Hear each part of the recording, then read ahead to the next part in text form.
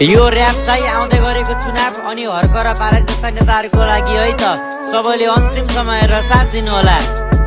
यही केही महिना पछि अब आउँदैछ चुनाव पनि, हाल्नुला भोट आफ्नो दिमागलाई सुधार गरी। पहिलाको नेता र हाम्रो देशको हालत हेर्नुस्, नहाल्नु भोट यहाँ कसैले नि हतार गरी। अहिलेको साल कोही नि नबिक्नु है मासुमा, बसाछौँ हामी सबै देश बन्ने आशामा। सेप्टेम्बर 8 सबलाई याद होला सायद, त्यसैले कालो पट्टी अब नलगाम आँखामा।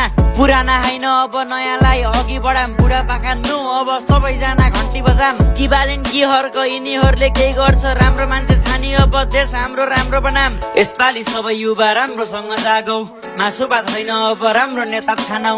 नेपालका युवाहरू विदेशतिर होइन अब आफ्नै देशमा आफ्नो भविष्य सजाऊ। यो मन हिराजालैको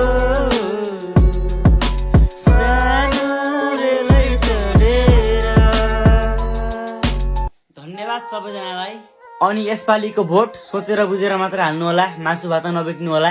बुढापाका भन्दा पनि अहिलेका जोस जाँगर भएका युवाहरूले हाल्नु होला, जसले हाम्रो देशको लागि धेरै ठुलो काम गरेका छन्, तिनी मान्छेहरूले हाल्नु होला।